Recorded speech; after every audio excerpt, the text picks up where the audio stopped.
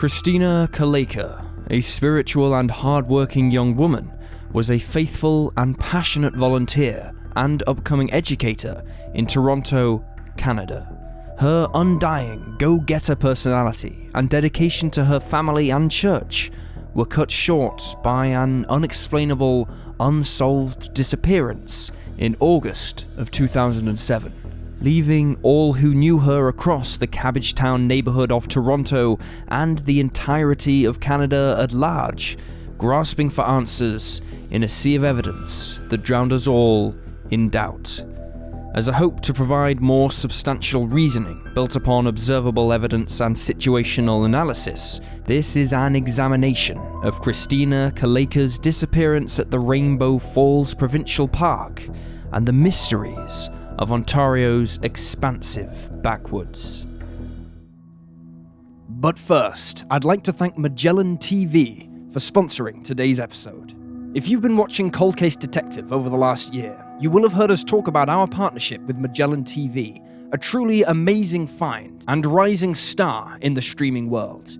You've heard about their fascinating documentaries and bingeable television shows. Magellan TV is always in 4K, never has ads, and goes far beyond the realms of true crime to do deep dives into other topics like space, history, or the supernatural. No matter what your interest, Magellan TV has a show for you. And it's one of the best value premium documentary streaming services in both price and quality, having the best and largest collection of true crime shows anywhere. This week, we are highlighting the documentary The Murder of a Former First Lady, a 24-minute documentary about Marika de Klerk, the ex-wife of a famous South African president who was found 2 days after her murder.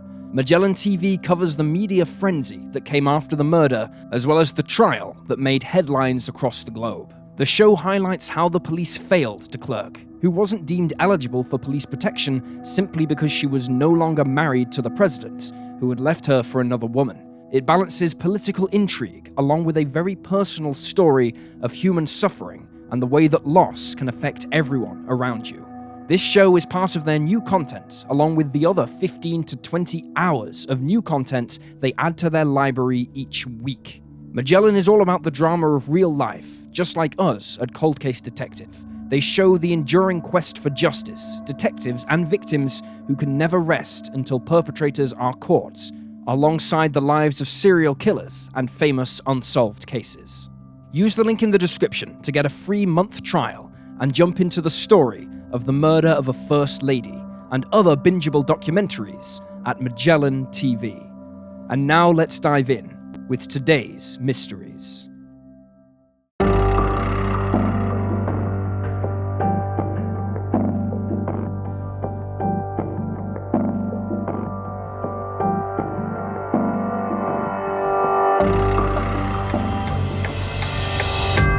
This is Cold Case Detective.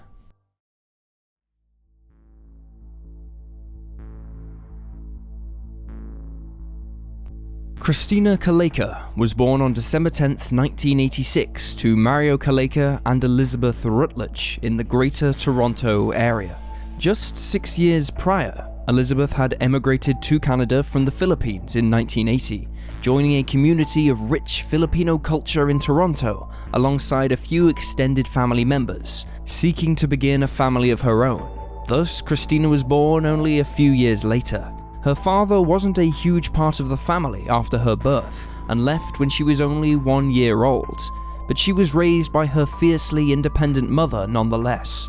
About 4 years later, Elizabeth remarried and gave birth to another child, this time a son named Michael.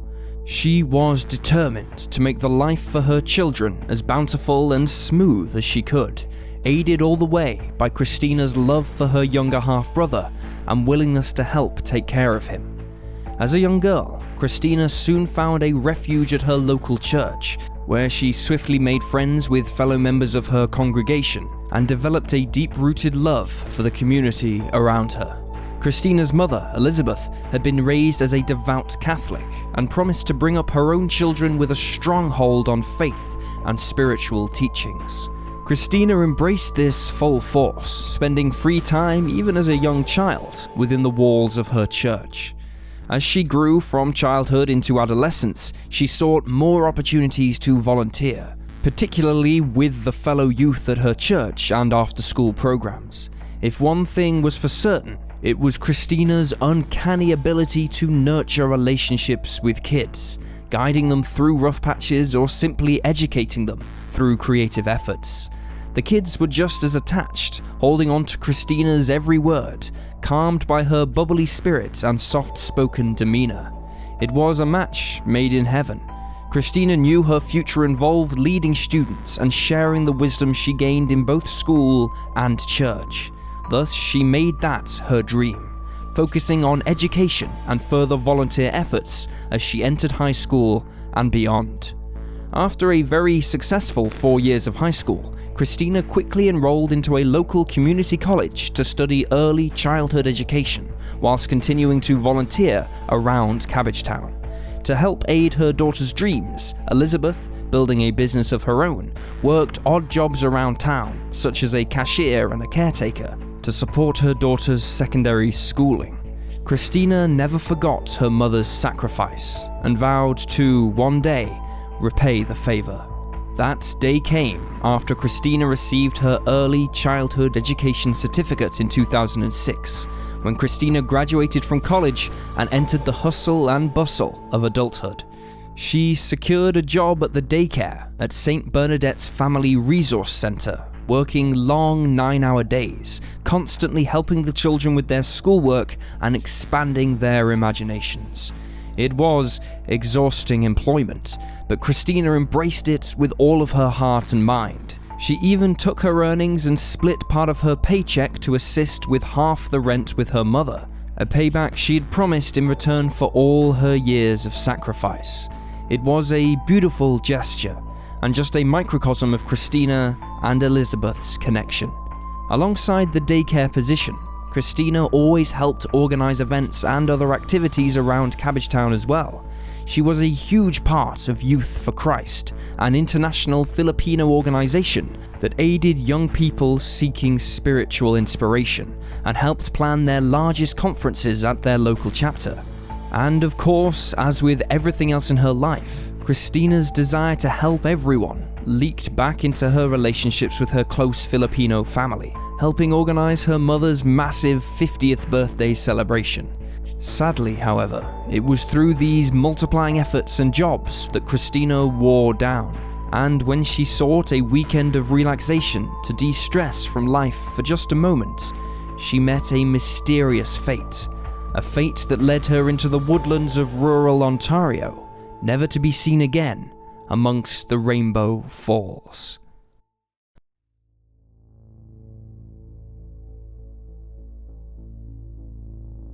Let's now turn to the timeline of events that led to the disappearance of Christina Calayca. On Sunday, July 28th, Christina Calayca celebrates her mother's 50th birthday with a bevy of family and friends. It sports a tremendous turnout and highlights the strenuous efforts Christina puts forth in lifting up her loved ones. It also exhausts Christina into a burnout, and she begins looking for a mini vacation. As July turns into August later that week, Christina tells her closest friends, Faith Castulo, Eddie Miguel, and JB Reyes, of her desire to take a step back and get some much-needed time away from everyday life. The others agree and suggest a weekend excursion to Montreal in the neighboring territory of Quebec. Another few days pass, and Christina and company search for hotels in the greater Montreal area, but find them too expensive. One of the group suggests staying at their friend's house in the city, but they all agree it would be too short notice. The four of them completely overhaul their plans at this point, and instead decide to go on a camping trip in rural Ontario, at one of its numerous woodland getaways. They search for parks on the internet, selecting the third option in their Google results, and mark Rainbow Falls Provincial Park as their destination for the upcoming weekend, with no questions asked. On Friday evening of August 3rd, Christina spends her last night home with her mother. Elizabeth tells her daughter to wear away the previous week's stress, and the two fall asleep together, awaiting the rest of Christina's crew. A few hours later, at 3 a.m. on Saturday, August 4th, Faith, Eddie, and JB show up at Christina's house in Eddie's beat-up 1992 Toyota Corolla, their gear and belongings packed. Elizabeth notices the poor shape of Eddie's car and feels uneasy about the young adults traveling 1,500 kilometers in such a rust bucket. Thus, she has the friends transfer their things to her own personal vehicle and lets them drive that instead. Christina grabs her suitcase full of a few outfits and various supplies, kisses her mother goodbye with a hasty "I love you," and leaves her home for Rainbow Falls. Over the next 33 hours, through Saturday afternoon, evening, and onto the following morning, the friends make a few stops to break up the long drive. These stops include a tourist excursion at Nays Provincial Park in Marathon, a grocery pickup in Schreiber, and an incident where the car ran out of gas around Wawa, and the group of friends elicited the help of a young man named Ian, who helped them get petrol at a filling station nearby. Christina and the gang finally arrive at Rainbow Falls Provincial Park in Rossport, Ontario, at noon on Sunday, August 5th. A few minutes after arriving, the quartet of friends check into campsite 72. However, they notice that this particular campsite is located on the main public road and swiftly switch their reservation to campsite 88, a more private site further into the backwoods. Over the next 2 hours, Christina, Faith, Eddie, and JB unpack their things and set up their miniature campsite, fashioned with a tent and fire pit. They take pictures of one another, documenting their stay. At 2:25 p.m., a photo is taken of Faith and Christina posing with enlarged sunglasses near their campsite. An hour later, at around 3:30 p.m., another photo is taken of Christina eating campfire cooked pasta with her friend JB watching. Another 3 hours pass by, and the crew decides to hang back at the tent rather than explore the nearby trails or beaches. Instead, at 6:30 p.m., all four friends lay down for a nap, exhausted from the previous day's journey. What is supposed to be a 30-minute nap turns into a 4-hour slumber when the group finally wake up at 10:30 p.m. Eddie says his alarm clock must have stopped working, either that or they all slept through the ringing. Nevertheless, the friends decide to stay up, finishing off their prepared food from earlier and drinking a little bit of alcohol. At 11:59 p.m., another photo is taken by the crew, this time of Faith and Christina sitting near the fire pit. Another 9 minutes go by, and at 12:08 a.m. on Monday, August 6th, the last photo of Christina is taken by Faith, depicting her sitting next to JB and Eddie, who holds a flashlight over their pasta at the center of the camp. The group continues chatting amongst themselves until about 3 a.m., when Eddie heads to the comfort station nearby to shower and clean up. Eddie returns to the tents half an hour later at 3:30 a.m., where Christina remains the only one still awake. She jokingly suggests the two go swimming in the dark of night before they fall asleep. 8 minutes before the sun rises, at 6:30 a.m., and only after a few hours of rest, Christina and Eddie wake up once more. They notice Faith and JB are still out cold in a deep sleep, and decide themselves to arise for the day. Christina asks Eddie to accompany her to the comfort station to use the bathroom, to which Eddie agrees. The couple exits the tent and heads down the trail. A few minutes later, on their way back to their tents from the comfort station, Eddie asks Christina if she'd like to go jogging with him. Despite a foot injury from a few years back and a scary hiking incident from just a few weeks earlier, Christina accepts the invitation. Eddie, training to be a firefighter, suggests running along the Trans-Canada Highway nearby. Christina shoots this idea down, however, and wishes to stay on park grounds. At a fork in the road where one path splits towards Highway 17 and the other towards Rainbow Falls Park Trail, Eddie decides to split up with Christina and run towards the highway anyway. Christina asks Eddie how long he wants to run, and he jokes that he will run until he dies. Laughing it off, Christina turns down the park trail towards the waterfalls without setting a time to meet back up with Eddie. Eddie turns to see her jogging back into the park, just as the other campers begin to rise for the day. This would be the last confirmed sighting of Christina Calayca. Over the next hour, Eddie runs along the highway towards the Rossport campground on the west side of Rainbow Falls Provincial Park. He stops at a picnic area, carves his initials into a rock, and returns back to campsite 88, where Faith and JB still sleep, and Christina is nowhere to be found. Eddie doesn't worry too much and sits outside by the fire pit. At around 8:30 AM, he goes around the campsite looking for a small axe to chop up some lumber, but fails to find anything to use.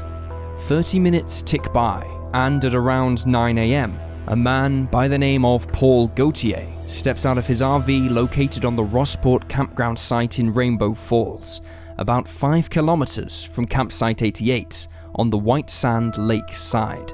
As Paul drinks his morning cup of coffee, he spots a short-statured woman walking down the loop from Highway 17. Paul later remarks that the woman could have been of Asian descent and was wearing dark clothing, similar to Christina. At 9:30 AM, Faith and JB finally wake up. They ask about Christina's absence, to which Eddie tells them about their separate morning jogs. Neither friend appears too worried, and Faith remarks of Christina's occasional introverted nature, and that she was probably just off finding a bit of privacy to reflect or pray by her lonesome. Another 30 minutes go by, and Eddie asks JB to check out the beach near the comfort station for any signs of Christina, while he and Faith make breakfast. JB returns empty-handed. At 11 AM, the trio of friends decide to set out and look for Christina. Eddie and JB drive back to the fork where Christina was last seen and take the path she jogged down earlier that morning. They reach another trail split, and Eddie sends JB on the trail heading towards Lake Superior, while he heads down the Rainbow Falls Trail. Eddie reaches the end of the trail at a rocky outcropping with no set path in sight. He asks a woman back on the trail where it leads, and she says all the way to Rossport. Unable to continue running the length of the newfound trail, he goes back and finds JB in the car, once again returning without any luck.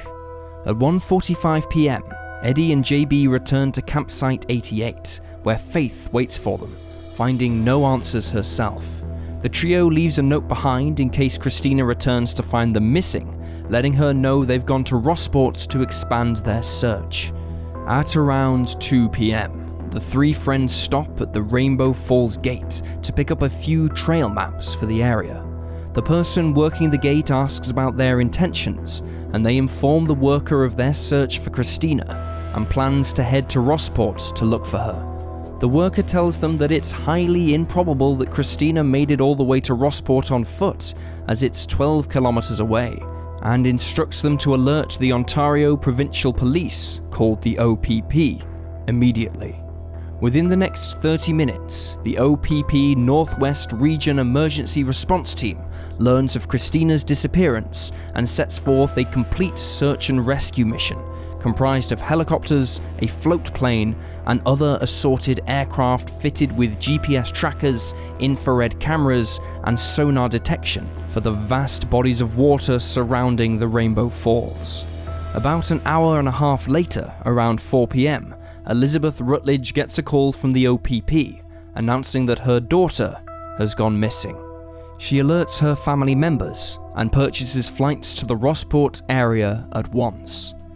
Early the next morning, on Tuesday, August 7th, 24 hours after Christina vanished, the OPP K9 unit arrives on the scene to potentially track down Christina's scent. Unfortunately, pristine conditions for canine tracking are best served within the first 12 hours of a disappearance, and with an entire day between Christina's last known movements and the dog's initiation, no trace is picked up. Later that day, Elizabeth finally makes it to the Rainbow Falls campgrounds with assorted family members. However, because of the ongoing search and rescue investigation, they are not allowed to venture deep into the park. Over the following 2 to 3 days, the OPP conducts an entire search mission along the 53-kilometer stretch of the Casque Isles Trail, the main pathway crossing through Rainbow Falls' entire property. They split up into teams of 3, canvassing each side of the trail, but find very little in connection with Christina. On the 4th day of the investigation, aircraft equipped with infrared cameras fly over the park before sunrise to pick up on any living beings. The only creatures they notice are plenty of moose and a few bears, but they do find an increase in carrion bird activity, such as circling turkey vultures and crows. However, when the ground crew sweeps the areas underneath the buzzards, they find no signs of a corpse or other dead species. 5 days after Christina's disappearance, on Saturday, August 11th, over 100 local residents of nearby communities volunteer to trek into Rainbow Falls Provincial Park and help investigators via grid searches. Again, nobody is able to uncover anything of note, and the case grows colder. Finally, on August 23rd, 17 days after Christina went missing along the Rainbow Falls trailhead, the OPP call off their official rescue units, confident that wherever Christina ended up, it was not at Rainbow Falls, nor around any of the campsites on the park's property. Meanwhile, authorities conduct a second investigation outside of the woodlands, interviewing everyone who had been registered to the park during the time Christina was also there. Detectives also interrogate Christina's 3 friends, including 3 separate interviews with Eddie, the last person to see her alive with certainty. All 3 are cleared of any wrongdoing and released by investigators. In the decade and a half since Christina Calayca disappeared without a trace, very few clues have been announced by the OPP in connection with her case. There have been few leads and barely any press covering the ordeal, leaving Elizabeth and the rest of their tight-knit Filipino community desperate for answers.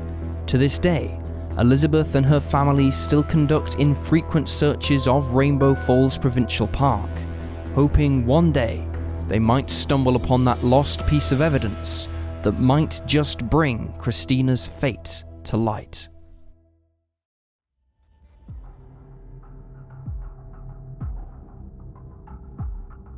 As just mentioned, the clues found in the search for Christina Calayca have been few and far between. Whether this has been a byproduct of the OPP withholding evidence to protect their investigation, or simply the fact that nothing has been found since August of 2007, is not clear. There have been no announcements by the OPP via either a press conference or media outlets around Ontario, so until there are, we're operating under the assumption that law enforcement is just as empty-handed as we are. There was one small finding discovered by a team of search and rescue experts in the days following Christina's disappearance. While canvassing alongside the White Sand River flowing down from Rainbow Falls into Lake Superior, the team found a pair of socks next to a hole 35 feet deep beneath the waterfalls, as well as one rogue footprint. Investigators claim these clues led to nowhere, reasoning that the socks were too large to belong to Christina and were probably left behind by a swimmer the previous day. It was never clarified if the socks were tested for DNA, nor if the footprint matched the shoe size or imprint of Christina's footwear. It is safe to assume the footprint was ruled out, but the socks scenario is still unclear. The socks were likely wet and engorged, being so close to the water, so it is possible they may have seemed too large for a young woman to wear, when in fact they were merely waterlogged.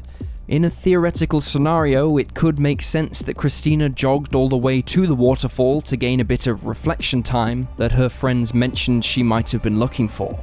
Then, after swimming or rinsing her feet off in the water, she was either pushed forward and got lost, or was kidnapped. There were no signs of a struggle, so it is highly unlikely, but it could be the reason why so few clues were unearthed. It could also explain why the footprint wouldn't match Christina's, because it was actually the prints of an abductor, or a person of interest who may have seen her in her final moments. We are hopeful that despite their appearance, the OPP still tested the socks against DNA either found back at the campsite, back in Christina's bedroom, or her immediate family. Without any official statement, it is impossible to know for sure, and only increases the darkness gathering around the case.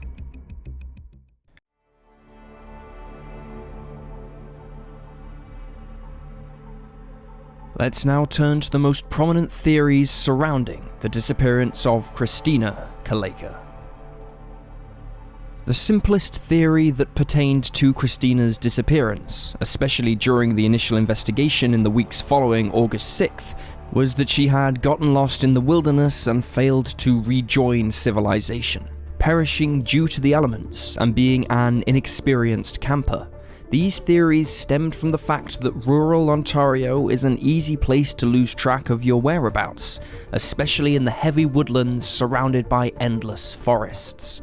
While Christina had been on camping trips before, she wasn't incredibly fond of the survival lifestyle, or spending copious amounts of time alone in the woods.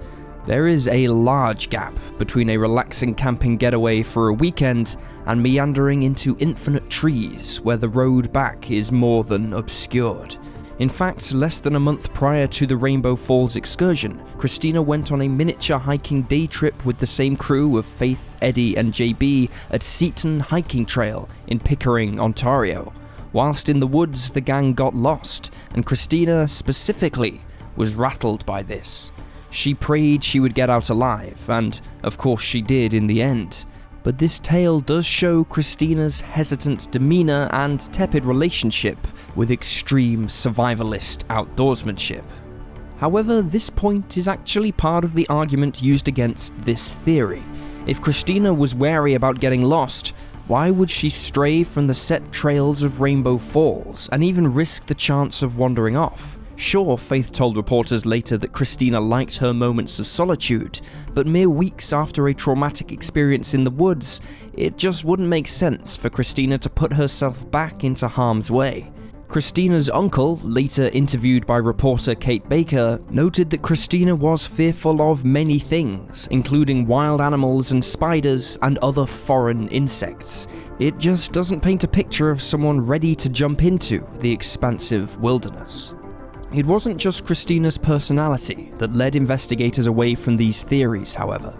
The fact that next to nothing was found in the entire park to suggest Christina even existed outside of her belongings at Campsite 88 was a pretty clear sign that she was no longer anywhere near Rainbow Falls. For instance, the helicopters and other aircraft that flew low to the ground reported finding no shades of off-colors or cameos highlighted against the treetops.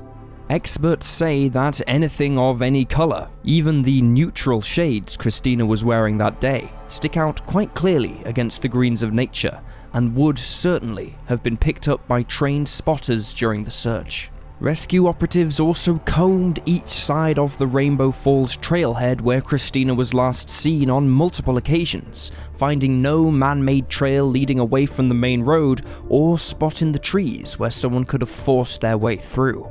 Finding no signs of Christina here was especially crucial, seeing as though 95% of all missing people in the wilderness are found within an 8-kilometer radius from where they were last seen. Not only that, but the statistics at Rainbow Falls Provincial Park in general do not support the theory that Christina got lost. In the park's entire history, only one other person has been reported as missing, an ill 70-year-old woman who was found 9 hours after the filing.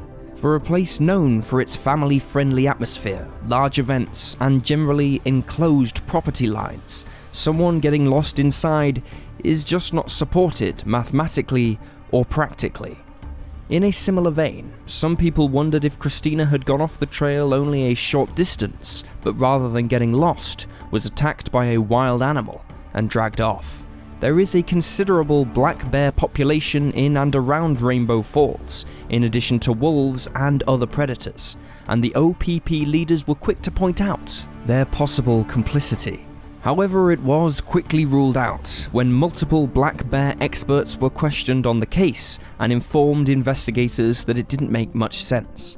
Between 2000 and 2007, out of an estimated population of 900,000 black bears in North America, there was an average of just 2 black bear-related deaths per year. Also, if Christina was unfortunate enough to run afoul of a beast, the black bear would only have taken its prey up to 600 feet from the site of the attack. This would have meant that the presence of drag marks would have been found in the park, along with blood and signs of a fight.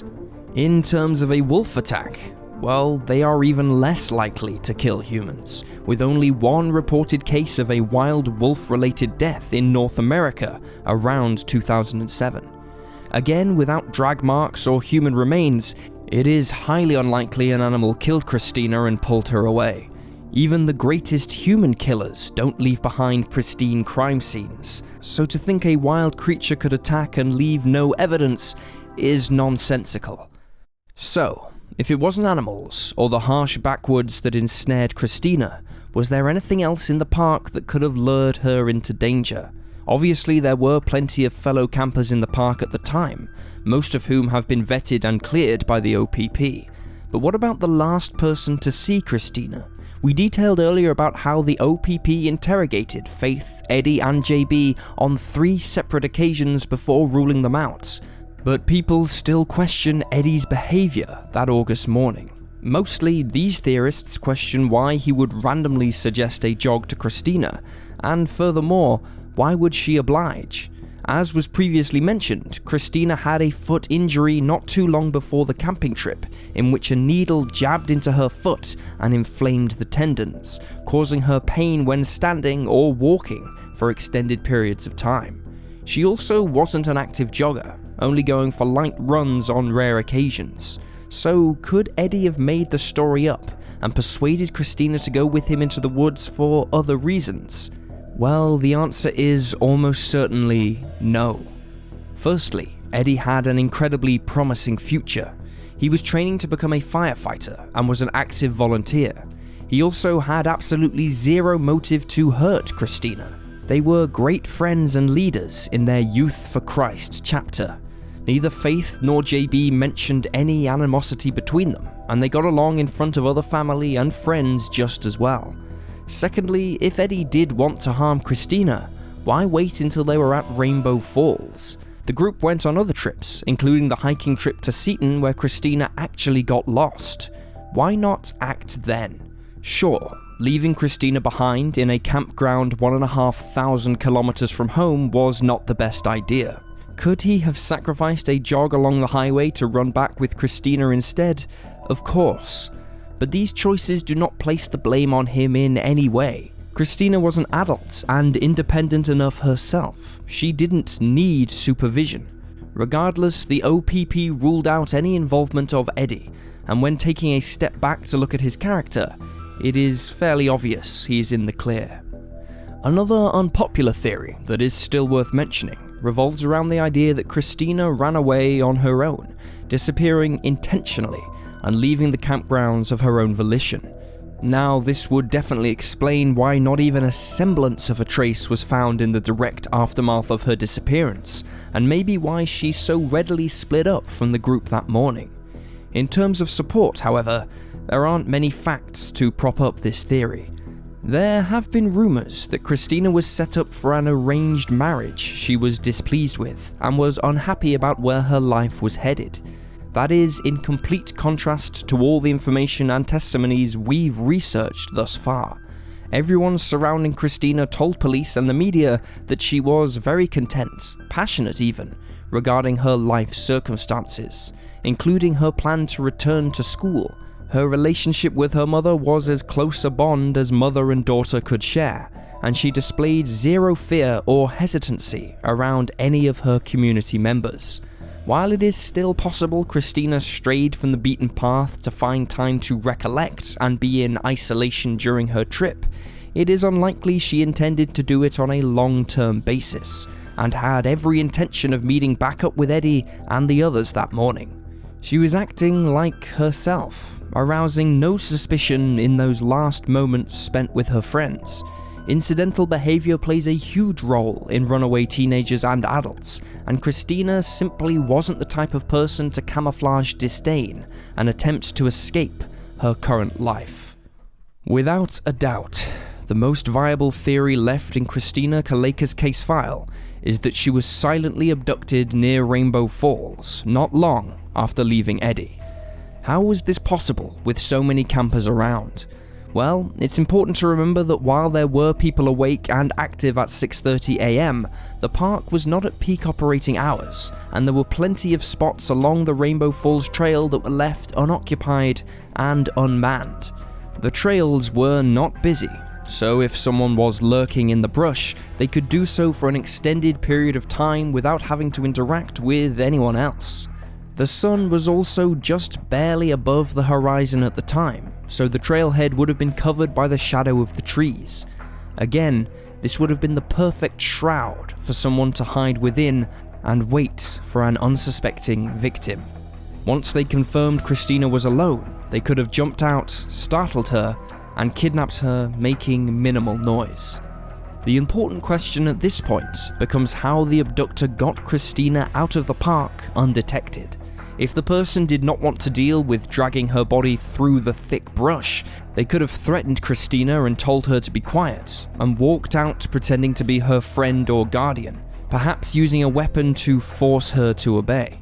It's possible the kidnapper knocked Christina unconscious, but that again means they would have had to drag or carry her a long distance through the park, and there was no evidence of such action found in the 17-day search and rescue. A much more sensible version of the theory is that Christina wandered off the trail she was jogging along and ended up near the Trans-Canada Highway, or Highway 17, that runs the length of Rainbow Falls. Once she was by the highway, she could have met someone who was looking to pick up unsuspecting women and connected with the wrong individual. Christina's family said she was the type of person to trust anyone, that she truly lived by the admirable motto of innocent until proven guilty, and that if someone asked for her help, she wouldn't have had second thoughts about lending a hand. Of course, this is where things would have gone sour.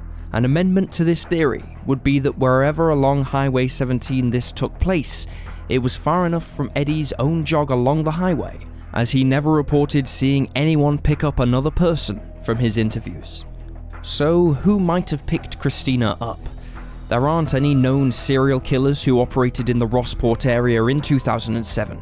However, the Trans-Canada Highway runs through a massive chunk of Canada, and it wouldn't have been out of the question for a few hardened criminals to drive up and down the freeway, hunting for a stranded passerby. Of course, this parallels the phenomenon of the Highway of Tears quite eerily, mentioned frequently in Canadian true crime lore. It involves a disturbing pattern of unsolved disappearances between many Indigenous Canadian women along a 725-kilometre stretch of Highway 16 between Prince George and Prince Rupert, British Columbia, Canada.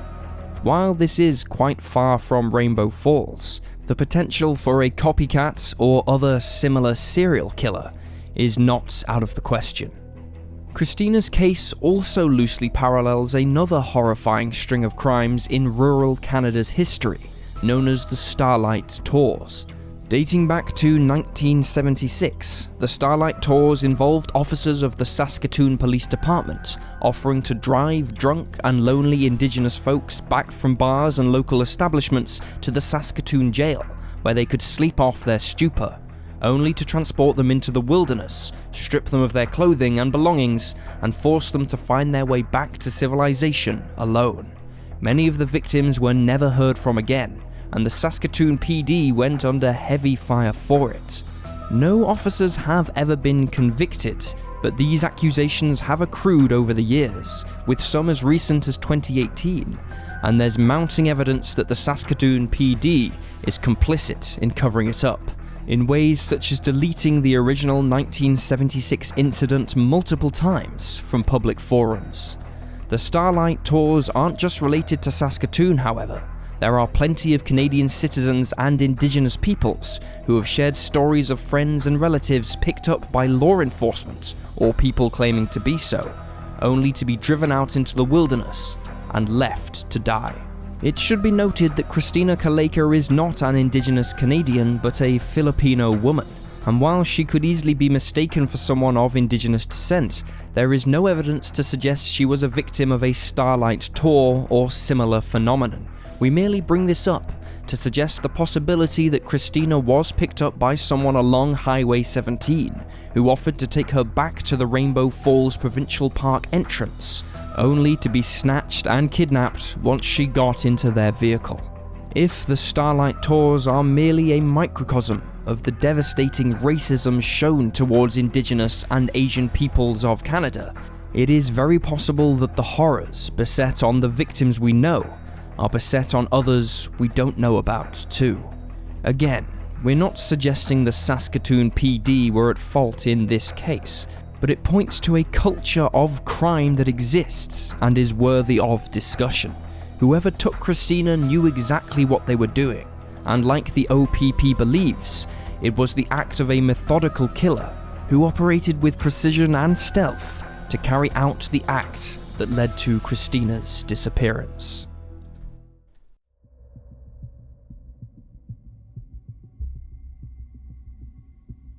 Before we divulge our hypothesis of Christina Calayca's unsolved disappearance, we want to make it known that our conclusions presented in Cold Case Detective are purely logical speculation based on evidence, circumstance, and factual subtext. We are only privy to the same information presented in each episode, and we do not attempt to promise certainty or an expert guarantee on the findings we reach in closing. We simply observe, research, and report. In the case of Christina's sudden and bizarre vanishing, we believe that she had no intentions of leaving Rainbow Falls on her own, and that she fully intended to meet up with Eddie and her friends after a swift morning jog. We believe it is sound reasoning to deduce that along the Rainbow Falls trailhead, she met someone who had been in the park with the sole intention to prey on an unsuspecting, vulnerable woman. The person probably asked Christina if she could help him find a specific landmark and led her into danger. Another sequence of events could be that she walked away from the path she was on, got a little lost, and asked the suspect for help, who promised to guide her back to Campsite 88, only to take her down the Trans-Canada Highway and drive off with her in the opposite direction. Regardless, the person was likely skilled in deception and manipulation, and recognized Christina's compassionate personality. Who this person was is not identifiable at the moment. However, it should be noted that a major celebration, known as the Drag Fest, occurred in Terrace Bay, Ontario around the time of Christina's disappearance. Terrace Bay is a town on the outskirts of Rainbow Falls, and the festival attracts over 10,000 car enthusiasts each year, and some of them most certainly stayed at the park as part of their trip. With so many out-of-town folks staying at the campsite for such a short time frame, one of them could have used the opportunity to commit a dastardly act. Not many outsiders visit Rainbow Falls, and the Trans-Canada Highway intersecting the park provides the perfect escape route for a wayward criminal. What said criminal did with Christina is impossible to discern, but without a shred of evidence or fragment of a clue left behind, all we can do is hope they didn't steal Christina's life from her, and that she is somewhere still breathing, surviving, alive, and with hope. Meanwhile, we will share that hope alongside the memory of Christina, for hope is what she shared so effortlessly to her friends, to her community, and to her family. Christina gave hope to the kids she influenced both at church and at school, providing them with a moral backbone, a trustworthy role model, and a spirited friend. She showed children she taught that anything is possible, no matter the circumstances in life, and a positive attitude can take anyone to new heights, no matter their age or size. And it goes without saying that ultimately, Christina would have made this hopeful impact on classrooms of her own, for her plans to go back to school and further her studies in childhood education would certainly have borne fruits of limitless opportunities as a teacher at schools across the Greater Toronto area. And this is the hope that drives our mission, to be able to bring Christina Calayca home to her family, not just somewhere over the Rainbow Falls, but somewhere where her future is still waiting to be realized, where she can reach her full potential and make a difference in society through unwavering faith and unconditional love, where her mission to spark hope is both renewed and fulfilled. If you have any information related to the disappearance of Christina, call Crime Stoppers at 1-800-222-8477 or find them online at www.tipsubmit.com/webtipsstarts.aspx. This is Cold Case Detective.